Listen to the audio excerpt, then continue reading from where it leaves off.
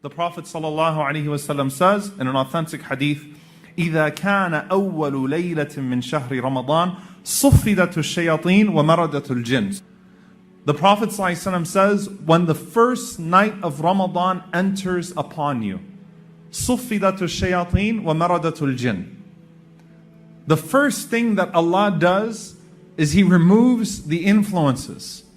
He removes the major devils, the most aggressive of the jinn away from you, and puts them in chains.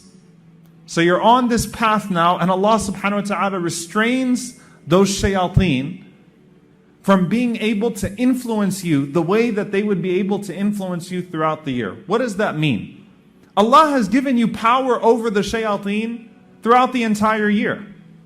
Inna ibadi laysa laka alayhim min sultan illa man ittaba'aka min al-ghawin. Allah says in the Quran, you have no control or authority over my servants except for those who follow you willingly.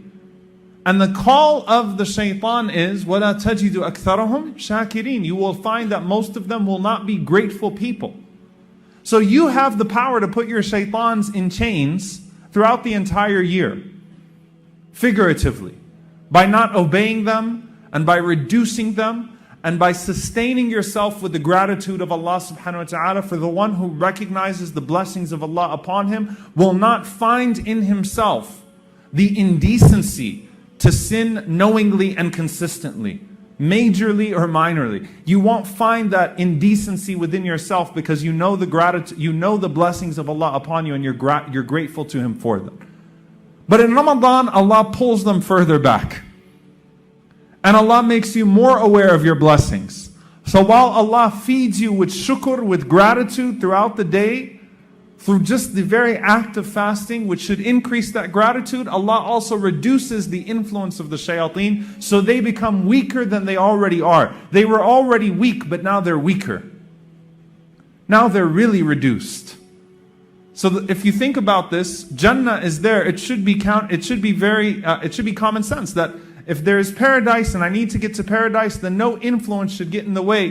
But the Prophet ﷺ mentioned that essentially what keeps us away from Jannah is not a lack of good deeds. It's our inability to get out of our own way and our following another path. Allah has already placed us on that path to get back home. We just have to make sure that we don't take a detour and get away from that path.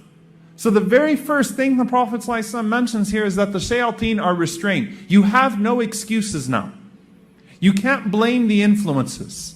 The influences have been reduced in ways that they will not be reduced throughout the entire year.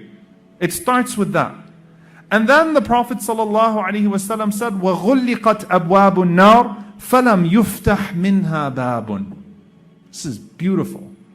The gates of hellfire are closed, and not a single one of their doors will be opened. Not just غُلِّقَتْ أَبْوَابُ النَّارِ. The gates of hellfire are closed, and not a single one of its doors will be opened. You don't need to be tempted. And if you just think about this, by the way, the sins that we struggle with and the bad habits that we struggle with in Ramadan are leftovers from that which comes before Ramadan.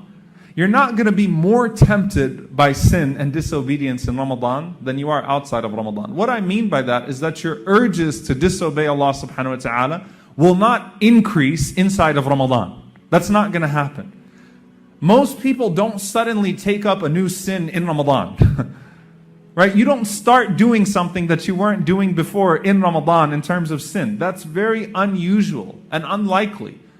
Instead, you have a hard time kicking the previous habits. So no new door of hellfire will be opened.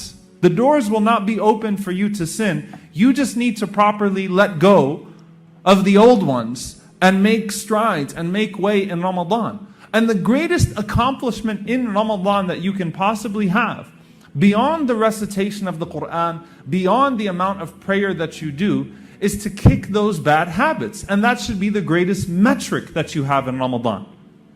The number one thing you need to ask yourself is, how much distance have I put between myself and those sins that were holding me back? That is going to be the standard for success, because as Umar ibn Abdul Aziz rahimahullah said, taqwa is not fasting long days and praying long into the night. Taqwa is tarkul ma'asi, is abandoning the disobedience of Allah subhanahu wa ta'ala, abandoning the bad habits. Everything beyond that is excellence, is ihsan. So this is where you start, and this is your standard of success. How distant can I make myself from those sins that have had power over me, because the influence they have over me now, and the one who tempts me with those influences are weaker now than they ever will be.